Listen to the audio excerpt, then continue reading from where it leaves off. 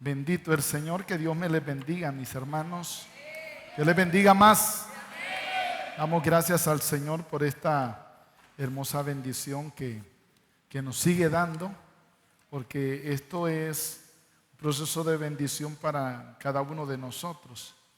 Y cada día tenemos que considerar la importancia de poder saber que tenemos libertad para entrar delante de la presencia del Señor y poder saber, hermanos, que ahí encontramos la gracia para el oportuno socorro.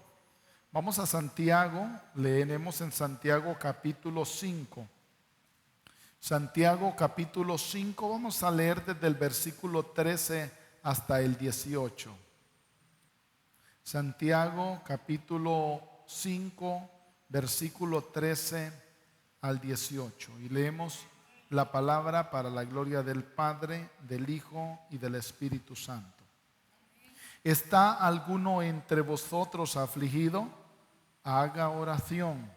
¿Está alguno alegre? Cante alabanzas. ¿Está alguno enfermo entre vosotros? Llame a los ancianos de la iglesia y oren por él, ungiéndole con aceite en el nombre del Señor. Y la oración de fe salvará al enfermo, y el Señor lo levantará. Y si hubiere cometido pecados, le serán perdonados. Confesaos vuestras ofensas unos a otros y orad unos por otros, para que seáis sanados. La oración eficaz del justo puede mucho. Elías era hombre sujeto a pasiones semejantes a las nuestras, y oró fervientemente para que no lloviese, y no llovió sobre la tierra por 3 años y 6 meses. Y otra vez oró, y el cielo dio lluvia, y la tierra produjo su fruto. Amén. Tomen asiento, hermanos. Somos llamados a desarrollar una oración eficaz. Su oración, mi oración, debe ser eficaz.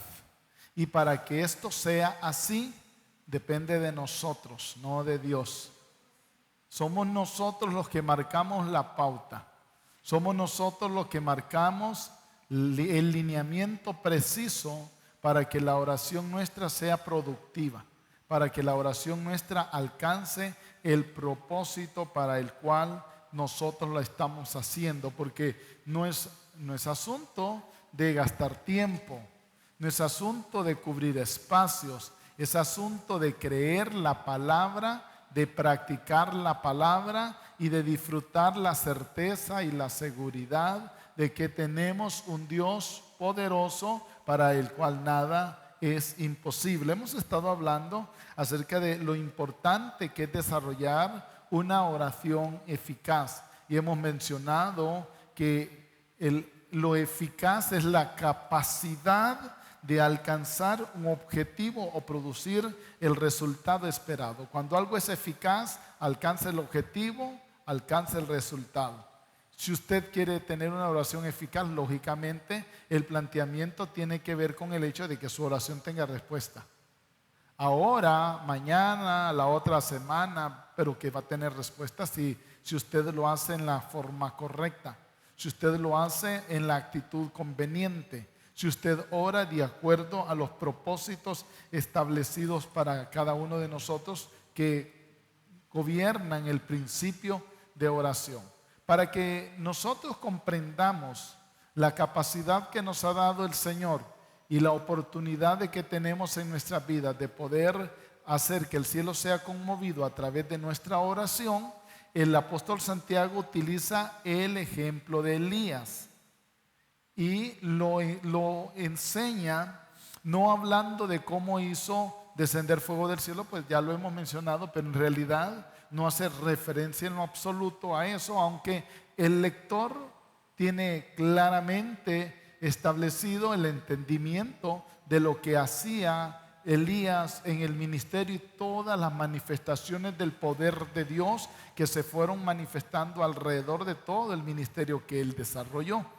Ahí nos da a conocer, por tanto, el apóstol Santiago, que si Elías, siendo un hombre como usted y como yo, sometido a las debilidades como las suyas y como las mías, pudo llevar a cabo una oración eficaz, también nosotros podemos ver la oración respondida.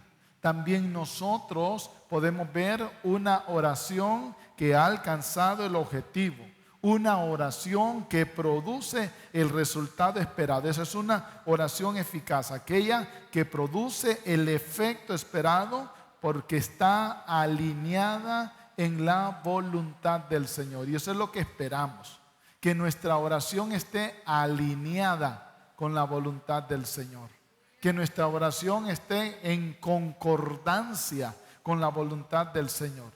Precisamente eso fue lo que hizo efectiva la oración de Elías.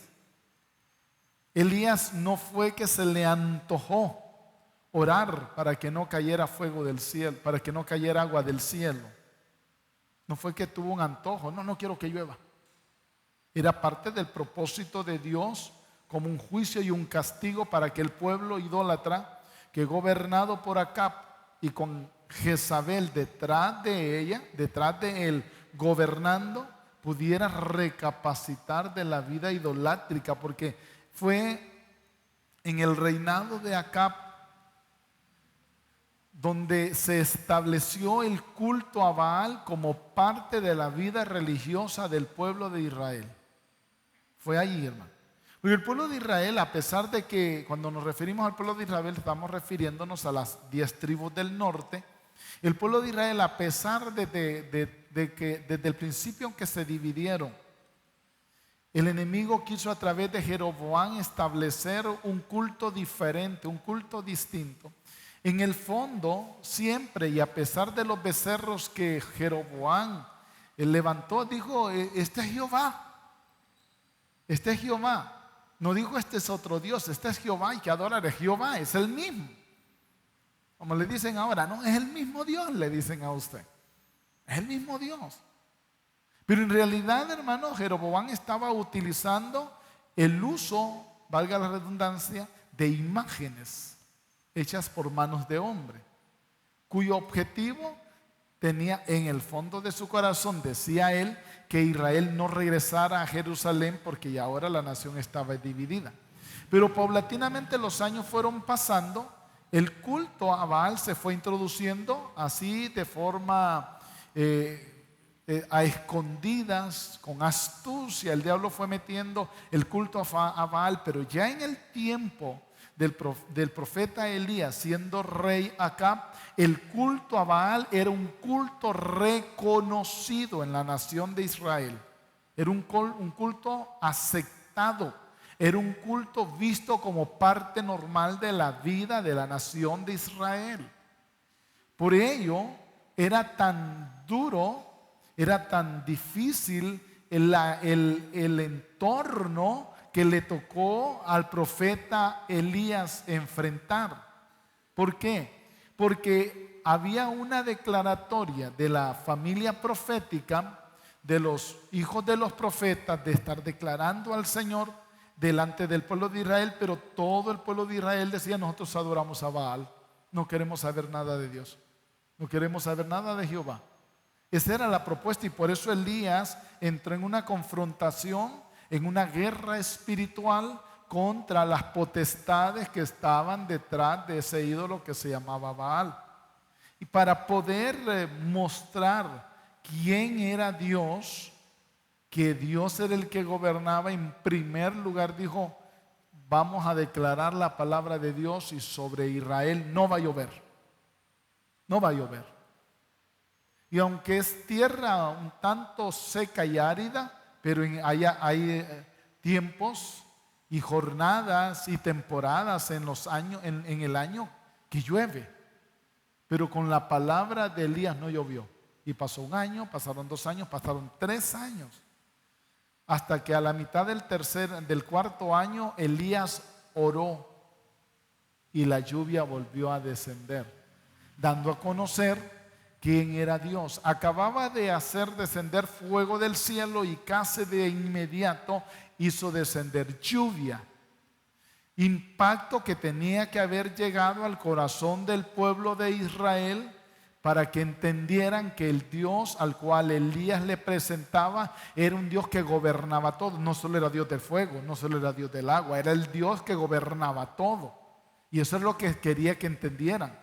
Pero como usted puede ver y darse cuenta, el pueblo de Israel en realidad, mis hermanos, no se volvió al Señor. A pesar de haber dicho Jehová es Dios, cuando descendió fuego del cielo y quemó la ofrenda que Elías había presentado, a pesar de eso no doblaron sus rodillas delante de la presencia del Señor. A pesar de las declaratorias, a pesar del impacto, a pesar de ver la gloria de Dios manifestada tanto por el fuego como por el agua, no quisieron volverse al Señor. Pero Elías, en medio de todo eso, guiado por la presencia del poder de Dios, hizo todo lo posible para que aquel pueblo entendiera que el Dios del cual estaba hablando era el único, que no compartía su gloria con nadie. Y en medio de todo eso, como para que nosotros podamos comprender, una vez de inmediato que Elías ora primero y cae fuego, y posteriormente ora y empieza a llover, al día siguiente vemos a otro Elías, el Elías que está deprimido, el Elías que se quiere morir, el Elías que no siente razón para estar sobre la tierra. Mátame, que no soy mejor que mis padres, quítame la vida, me quiero morir. He ahí entonces Santiago lo toma como el modelo. Se fijan cómo Elías tenía sus debilidades, cómo Elías pasó de las cumbres a los valles, cómo Elías pasó de las alturas a las bajuras, cómo Elías pasó de un estado de gloria a un estado de presión emocional. ¿Cuál es el objetivo? Que nosotros comprendamos que si a Elías, a pesar de esos altibajos espirituales que tuvo, Dios le respondió, nos puede responder también a nosotros. Ahora, hay algo muy importante también. Una cosa es que estemos pasando batallas y luchas en nuestras emociones, y otra cosa es que nos vayamos al pecado. Es muy diferente, hermano. Es muy distinto. Porque a veces podríamos camuflajear la idea. O sea que nos podemos ir a dar una vueltecita al mundo, y así como Elías era débil, pues también yo, es que esta es mi debilidad. No está hablando de pecado, hermano. No nos vayamos a engañar tampoco. No está hablando de un Elías que se fue a arrastrar en el pecado y en la maldad, sino un Elías que empezó a luchar con sus estados emocionales. Un Elías que no podía controlar sus condiciones emocionales. Hablando de su humanidad, no era un superhombre, era un hombre también que podía contagiarse con los momentos duros y difíciles, con los momentos de soledad, como quizás le ha pasado a usted en algunas ocasiones, o no sé si le habrá pasado, ¿verdad? Pero que de alguna forma tenemos nosotros que entender, vamos a enfrentar momentos duros y difíciles, pero a pesar de eso podemos orar y habrá respuesta a nuestra oración. Sencillamente es una verdad que no podemos borrar dentro de nuestra vida. Pues el apóstol Santiago, toma este momento para que nosotros podamos comprender. Si Elías pudo clamar y pudo orar, sencillamente pudo ver la gloria de Dios, también usted y yo. También usted y yo. Pero en el trasfondo de la vida del profeta Elías encontramos algunos aspectos importantes que ya hemos estado hablando de uno. La semana anterior estábamos hablando del primero.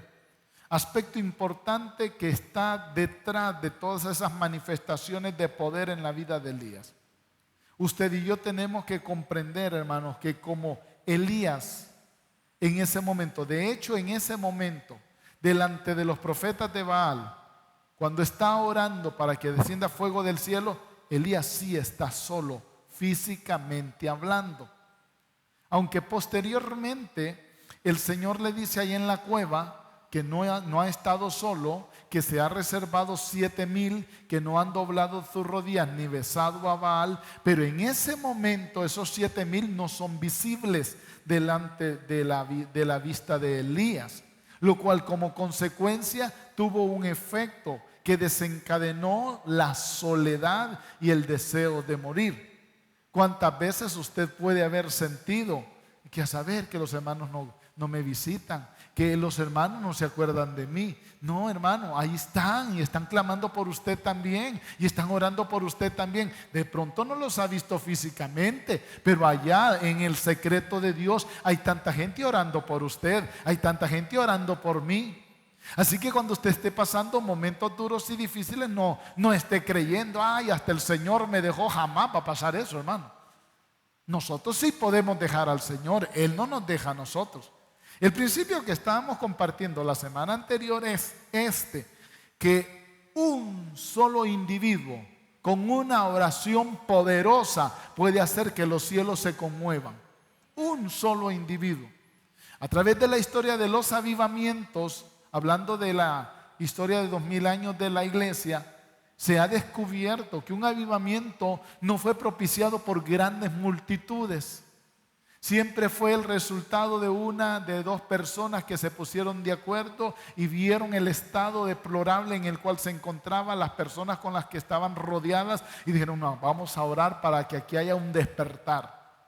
Avivamientos que una sola anciana los ha provocado a través de una guerra de oración. Avivamientos de un grupito de 3 o 4 hermanos que se pusieron de acuerdo, han creado un poderoso avivamiento. A eso es a lo que se refiere este principio. Si usted dispone su corazón, no importa donde usted se encuentre, no importa que las personas que estén a su alrededor no sean muy dadas a la oración, no les guste buscar la presencia del Señor, pero si usted decide buscar la presencia de Dios, ahí usted va a marcar la diferencia.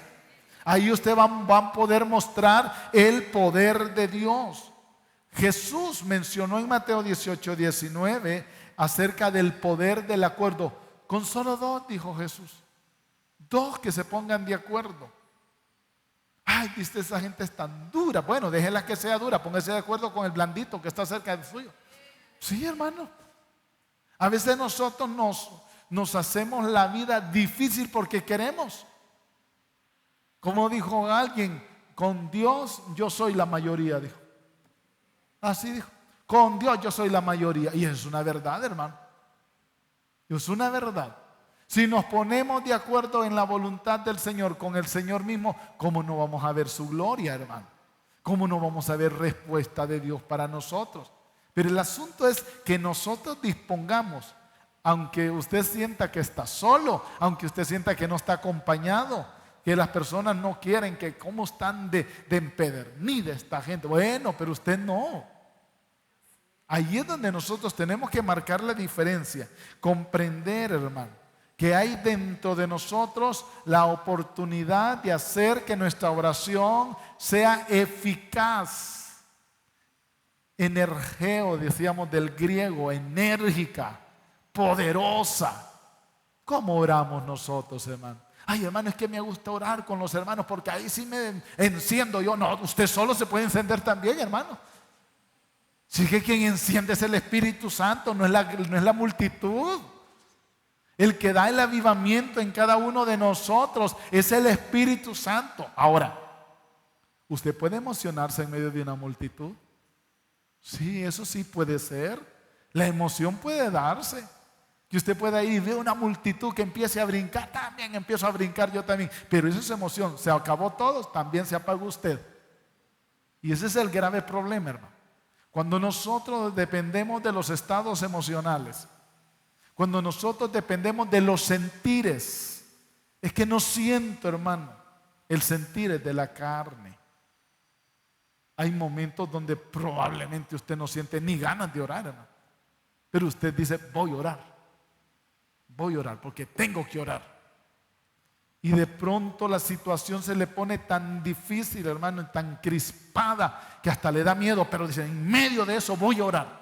Ahí es donde Dios quiere ver la eficacia de nuestra oración, donde nosotros definitivamente definitivamente decidimos hacer que el cielo sea conmovido porque le estamos creyendo al Señor.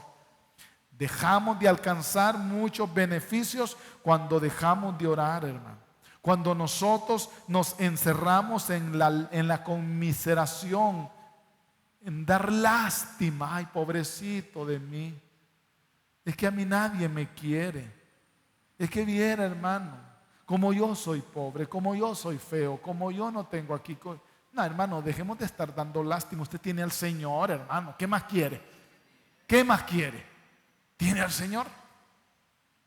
Además, usted tiene la imagen y la semejanza del Señor. No le crea al diablo, hermano, ni a los diablitos que están alrededor.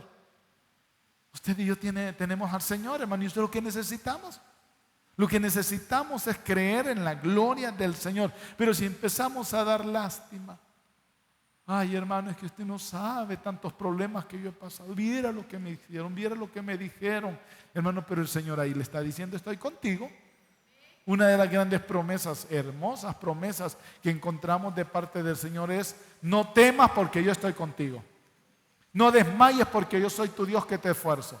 Siempre te ayudaré, siempre te sustentaré con la diestra de mi justicia. Según los estudiosos, ¿verdad? Porque no según yo, sino los estudiosos de la Biblia, dicen que hay dentro de la Biblia 366 no temas. 366 no temas. Hasta se acordó del año bisiesto el Señor, ¿verdad? No temas para cada día. No temas para cada día, hermano. Y ese es el Señor hablándonos a nosotros, hermano. No temas. ¿Por qué muchas veces nuestra oración pierde eficacia? Porque sentimos que estamos solitarios, porque sentimos que estamos solos, porque sentimos que nadie nos acompaña. Lo más importante, hermanos, es poder ir. Poder ir. El Señor le habla a Barak, general del ejército de Israel en el tiempo de los jueces, y le dijo que fuera y enfrentara a Sísara, el general de los ejércitos enemigos. No, que no voy. Y llegó donde Débora, la profetisa, y le dijo: si tú vas, sí voy yo. ¿Cuántos hay así? ¿Cuántos Barak hay acá? Sí, hermano. Si tú vas, entonces yo voy. No, hermano, vamos, si el Señor va con nosotros. No necesita Déboras ni Déboros. Usted tiene al Señor. Y ahí entonces nosotros tenemos que marcar la diferencia. Porque cuando nosotros oramos y dejamos nuestra miseria de lado y corremos al Señor, entonces empezamos a ver la gloria de Dios. Elías nos recuerda, hermanos, que usted y yo solos tenemos la facultad de llegar al Señor, clamar y recibir respuesta. Ay, que si viene el pastor, que si viene el líder, que si viene la hermana de oración, que si viene el hermano de guerra. No, usted, hermano. Usted. Solo es que tiene que enfrentar sus propios temores. Tiene que enfrentar sus propias fallas. Tiene que enfrentar sus propias debilidades y hacer creerse a sí mismo que la facultad que Dios le ha dado sencillamente le impulsará para ver que el cielo se conmueva en medio de cada uno de nosotros. Por eso, hermano, tenemos que entender que Dios nos va a escuchar nuestra oración, incluso si es la única persona que está orando. Si es la única que está clamando, no se preocupe. Si está en medio de un grupo de personas y todas parece que le han puesto un zipper en la boca, usted sigue orando, hermano. Ay, dice que nadie quiere orar conmigo y que usted no necesita que nadie ore con usted. Es usted y el Señor, hermano. No sé si le ha pasado en algún momento donde está con un grupo y dice, vamos a orar, y solo usted empieza a orar y los demás impávidos, hermano. Como que se quedaron hipnotizados, no pueden abrir la boca, no pueden clamar. Y por eso se va a quedar usted callado también. En vez de contagiarlos a ellos, se va a dejar contagiar por ellos. No, aquí es donde tenemos que clamar, hermano. Aquí es donde tenemos que tomar autoridad. Aquí es donde tenemos que proponer disposición en nuestras vidas. Porque Dios entonces, si nosotros nos disponemos en nuestro corazón, va a empezar a trabajar y actuará a través de cada uno de nosotros. Piense ahora cuántas cosas he dejado de alcanzar por haber dejado de orar. Cuántas cosas he dejado de alcanzar por haberme acomodado, por haberme sentido solo, por creer que estoy solo, cuando en realidad no lo está, cuando tiene al Señor de su lado. Así que tengamos presente este primer elemento. La oración de un solo individuo es poderosa. Y si solo usted está, esa oración es poderosa, hermano. Porque no es por usted, es a quien usted clama. Es a quien usted está buscando. El problema está en nosotros, que a veces nosotros oramos como que le estuviéramos orando al ídolo, hermano. Como que le estuviéramos orando a un bulto. Como que le estuviéramos orando a un pedazo de piedra o de madera. No, estamos hablando con el que hizo los cielos y la tierra. El que está con nosotros presente y está en todo lugar, hermano. El todopoderoso, el omnisciente, el omnipotente, el omnipresente. Con Él es que nosotros estamos orando. Ahí entonces haremos ver la gloria de Dios manifestándose. En segundo lugar, la oración, podemos desarrollar una oración eficaz cuando entendemos que nuestra oración es afectada por nuestra rectitud o por la falta de ella. La rectitud es esencial e importante. Cuando Elías empezó a sentir que estaba solo, no fue porque cayó en pecado, sino por el estado emocional en el cual él se hallaba. No fue que se fue a pecar, hermano. Si no, el Señor no le hubiera hablado. Fue y se encuevó, y de pronto el Señor empezó a manifestarse. Pero primero pasó un tremendo terremoto y Jehová no estaba ahí. De ahí un fuego y Jehová no estaba ahí. De ahí un silbo apacible y ahí estaba el Señor. En el silbo apacible, ahí estaba. Y le preguntó el Señor: ¿qué haces aquí, Elías? Dios sabía, hermano. Dios conoce sus necesidades, Dios conoce sus debilidades, Dios conoce sus flaquezas, Dios conoce sus luchas. ¿Quién fue que alimentó a Elías para que se levantara del enebro y se fuera caminando hasta el monte Horeb? Dios mismo. Fue Dios que mandó a un ángel que le diera una torta con una vasija con agua. En 2 ocasiones Elías se volvió a dormir, lo despertó y el ángel le dijo: come y bebe porque largo camino te resta. Y de hecho con aquella comida caminó 40 días y 40 noches hasta llegar a Horeb, monte de Dios. Mire qué capacidad de comida, hermano. Pero no lo mandó ahí a que se encuevara, no, lo mandó para que fuera a tener una renovación. Lo mandó ahí para que entendiera la importancia de buscar la presencia de Dios, pero no, él fue y se encuevó. ¿A cuántas personas el Señor las ministra y dice: es para que me vaya a encuevar? Y van y se encuevan, hermano. No es para eso, hermano. La unción no es para estar encuevado. Unción de encuevado no hay, hermano. No, de eso no hay. Y Elías se fue a encuevar. Y por eso el Señor le pregunta: ¿qué estás haciendo acá, Elías? Y todavía le dice: es que tuve un vivo celo por Jehová y solo yo he quedado. Y le dice: no, le dice el Señor a Elías, eso no es cierto. Me he reservado 7,000 que no han doblado sus rodillas ni besado a Baal. Así que no está solo. Usted y yo tenemos que considerar el equilibrio en nuestra vida personal. Usted puede pasar luchas. Usted puede sentir que anda en el valle de la sombra de la muerte. Usted puede sentir que todo el mundo lo abandonó. El asunto es que le dé lugar al pecado. Ahí es donde está el problema. Usted puede estar pasando muchas luchas personales. Usted puede estar pasando muchas luchas y muchas batallas individuales. El asunto es que usted permita que el pecado se enseñoree en su vida. Eso es diferente. Ahí es distinto, hermano. No, se vale que usted se ponga triste de vez en cuando, pero que se levante de ahí. Se vale, hermano, que sienta como que todo el mundo lo ha abandonado, pero que se levante de ahí. El problema es darle lugar al pecado. Ese es el grave problema. Que nosotros le demos lugar al pecado. Eso Eso sí, hermanos, hace que la oración pierda sentido, pierda razón, pierda efectividad. Si nosotros estamos en pecado, la oración no puede ser efectiva. Recuerde este pensamiento. La oración es afectada por nuestra rectitud o por no tenerla. Es afectada positivamente cuando nosotros estamos viviendo en santidad, en rectitud. Es afectada negativamente cuando no vivimos una vida recta delante de la presencia del Señor. Veamos qué dice la palabra en la segunda carta a los Corintios. Segunda carta a los Corintios, capítulo 5, versículo 21. Un versículo muy conocido. Al que no conoció pecado, por nosotros lo hizo pecado, para que nosotros fuésemos hechos justicia de Dios en él. Usted ha sido hecho justicia de Dios en Cristo, hermano.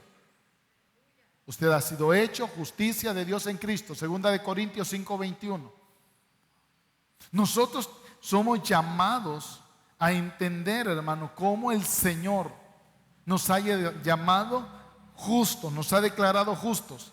Pero cuando Santiago se refiere a la oración eficaz del justo,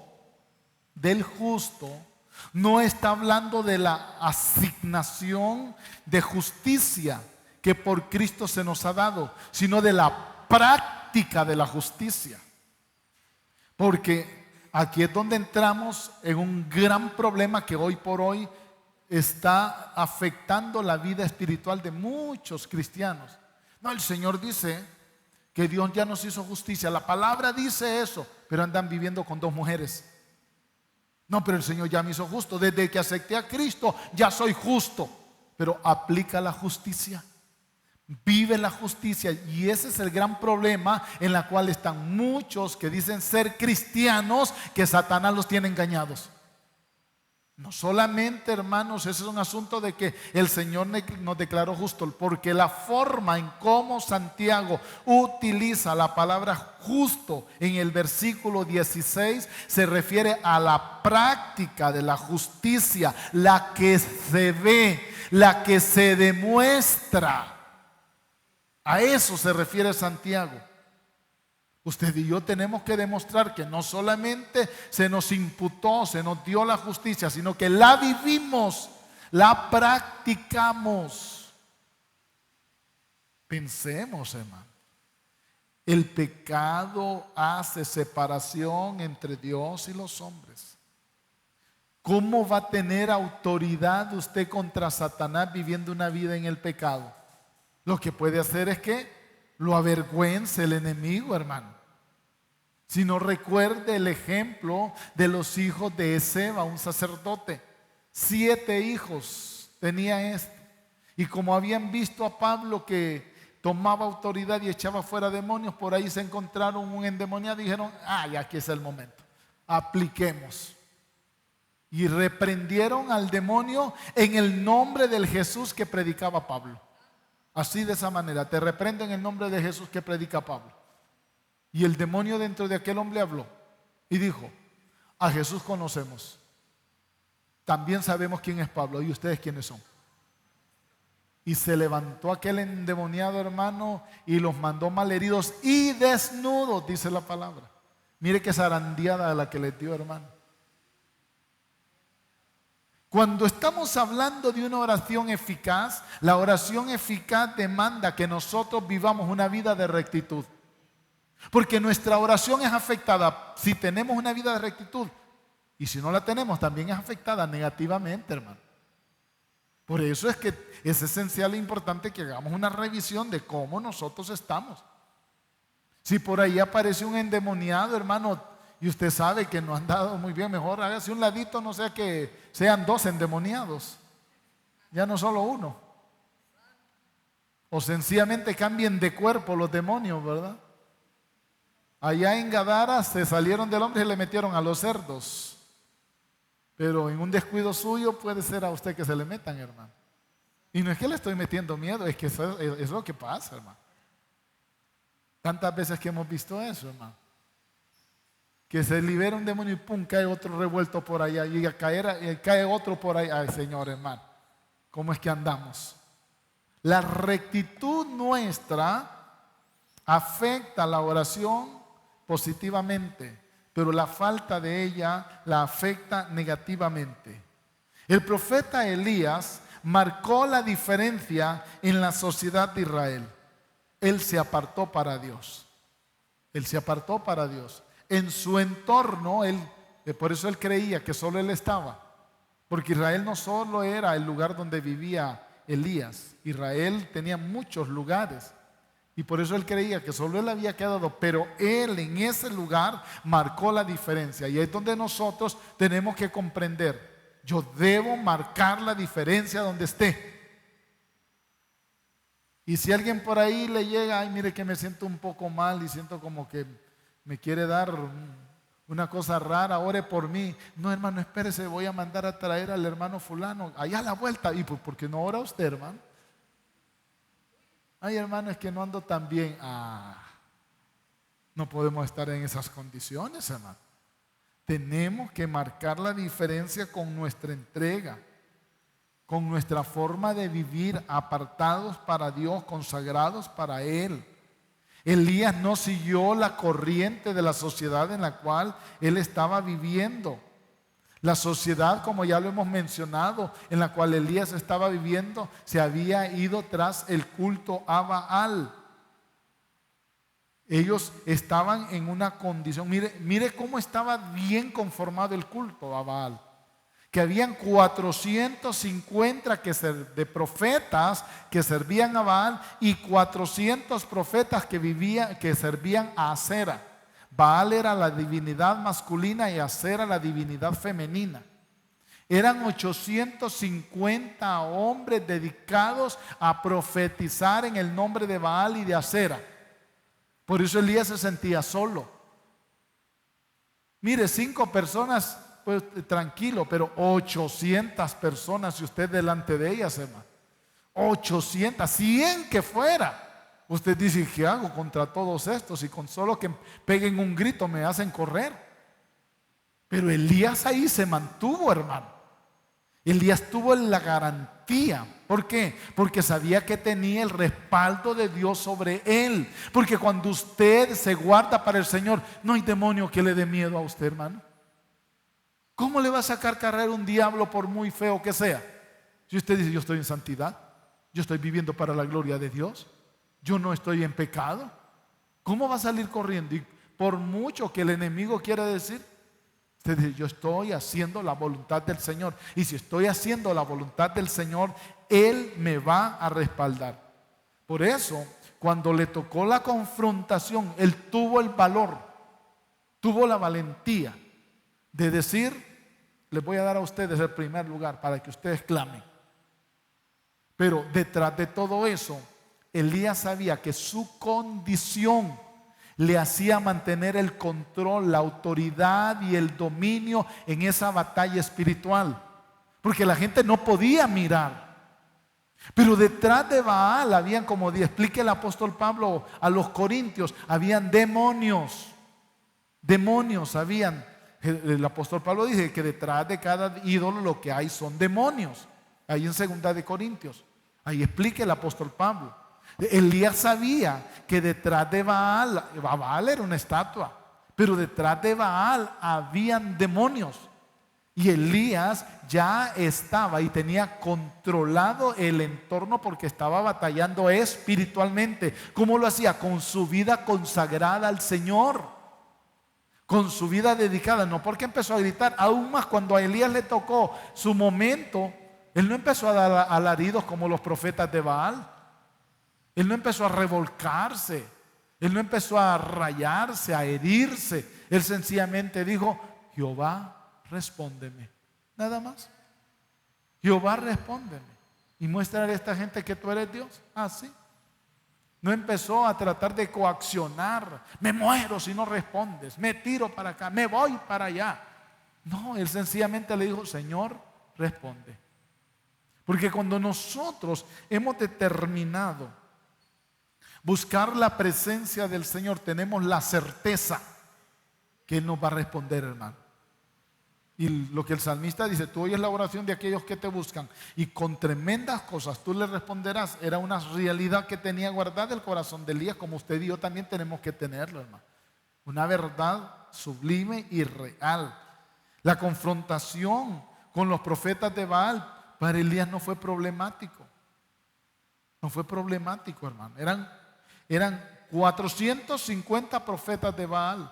Y si estaban los de Acera por ahí también, más 400, 850. Aquellos pasaron horas y horas intentando que Baal respondiera. Cuando fue ya para la tarde, porque pasó todo el día y aquella gente buscando una respuesta, Elías dijo, bueno, denme oportunidad a mí. Y Elías oró brevemente.